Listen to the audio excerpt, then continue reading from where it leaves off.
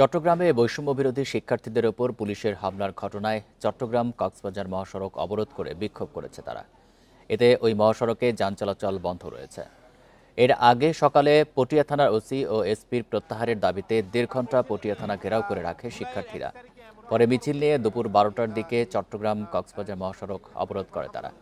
মঙ্গলবার রাতে পটিয়া কেন্দ্রীয় শহীদ মিনারের সামনে ছাত্রলীগ নেতা দীপঙ্করকে আটক করে বৈষম্য বিরোধী আন্দোলনের শিক্ষার্থীরা। পরে তাকে পটিয়া থানায় নিয়ে গেলে ওই নেতার বিরুদ্ধে কোনো মামলা না থাকায় পুলিশ তাকে গ্রেপ্তার করতে অপারগতা প্রকাশ করে। কথা কাটাকাটি এক পর্যায়ে হামলা ও মারামারির ঘটনা ঘটে। আহত হন ১৫ জন। এদের মধ্যে ৪ জন চট্টগ্রাম মেডিকেলে ভর্তি রয়েছেন। বান্ডেল থাকলে প্রতি সেনমানিতে টাকা বাঁচবে। বিকাশ সেনমানি বান্ডেল কিনে জিতুন প্রতি লেনদেনে। তখন ছাত্র সমাজ তাদেরকে ধরে যখন থানায় সোপর্দ করে, তখন থানা তাদেরকে গ্রেপ্তার না করে উল্টা ছাত্রদের উপর লাঠিচার্জ করেছে। তাদের যে যেমনই হোক ওসি প্রত্যাহার করতে হবে এবং যার যেটা শাস্তি তাকে এই আইন অনুসারে শাস্তি দিতে হবে। দ্বিতীয় দাবি, আমাদের যে ভাইদেরকে আটক করা হয়েছিল গতকালকে, ওই ভাইদেরকে নিঃশর্ত মুক্তি দিতে হবে। এ বিষয়ে আরো জানাতে চট্টগ্রাম থেকে যুক্ত হচ্ছেন সহকর্মী আব্দুল্লাহ রাকিব।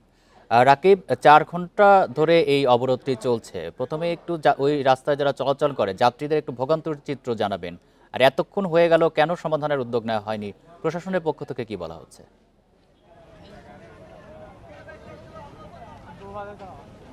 মানুষের দুর্ভোগের আসলে অন্ত নেই। আমরা দেখছি ৪ ঘন্টা ধরে যে সড়ক অবরোধ করে প্রতিবাদ করছে বৈষম্য বিরোধী ছাত্র আন্দোলন।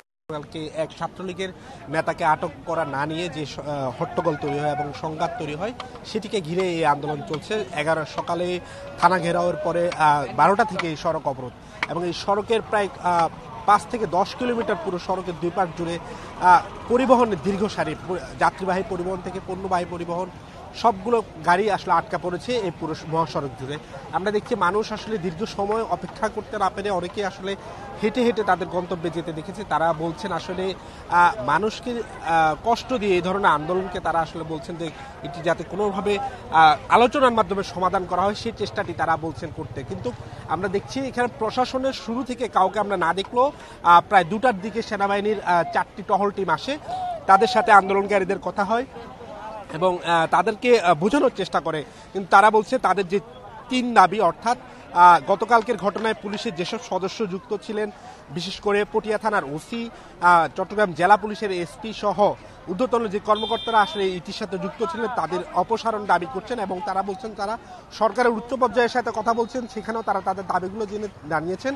কিন্তু সরকারি বা প্রশাসনের পক্ষ থেকে সেটি আসলে সুরাহা এখন বা আশ্বাস না পাওয়া পর্যন্ত তারা তাদের এই সড়ক অবরোধ থেকে সরে যাবেন না। এবং আমরা দেখেছি সাধারণ মানুষও তাদের এই কষ্টের কথা তাদের বলেছেন আমাদের গণমাধ্যমে। এবং তবে একটি কথা জানিয়ে রাখি, এখানে যারা আন্দোলন করছেন তারা জরুরি রুগী পরিবহন এবং যারা বিমানবন্দরে যাত্রী ছিলেন তাদেরকে বিশেষ ব্যবস্থায় ১ মাস করে পার করে দিচ্ছিলেন। এবং আমরা দেখেছি দুপুরে এইচএসসি পরীক্ষার্থী যারা ছিলেন তাদেরকেও আসলে বিশেষ ব্যবস্থায় তারা এই সড়ক অবরোধ থেকে সরে যাওয়ার চেষ্টা করেন। কিন্তু যারা বিভিন্ন কাজে আটকা পড়েছেন দূর দূরান্তের, বিশেষ করে কক্সবাজার থেকে যারা এসেছেন যাবেন এবং কক্সবাজারমুখী যে গাড়িগুলো রয়েছে তারা মহাসড়কে আটকে আছে। এবং বলা চলে এই ৪ ঘন্টার যে অবরোধ কর্মসূচি চলছে এটিতে মানুষের দুর্ভোগ আর ভোগান্তি একদম চরমে নেমেছে।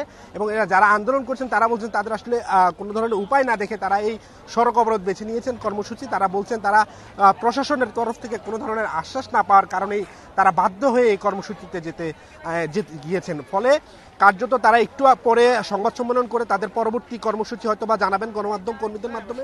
এবং তারা অপেক্ষা করছেন প্রশাসন হয়তো বা একটি সুষ্ঠু সুরাহা করবে। তবে পুলিশ প্রশাসন যেটি বলছে যে থানায়ও হামলার ঘটনা ঘটেছে, তবে এখানকার যারা নেতৃস্থানীয় রয়েছেন যারা নেতারা বলছেন তারা বলছেন এই ধরনের কোনো ঘটনা ঘটেনি। পুলিশই আসলে উস্কানিমূলকভাবে শিক্ষার্থীদের উপর অর্থাৎ বৈষম্য বিরোধী আন্দোলনের ছাত্রদের উপর হামলা করেছে। এখন পর্যন্ত অবরোধ কর্মসূচি চলছে, পুরো সড়ক জুড়ে যান চলাচল বন্ধ রয়েছে। চট্টগ্রাম থেকে জানাচ্ছেন সহকর্মী আব্দুল্লাহ রাকিব।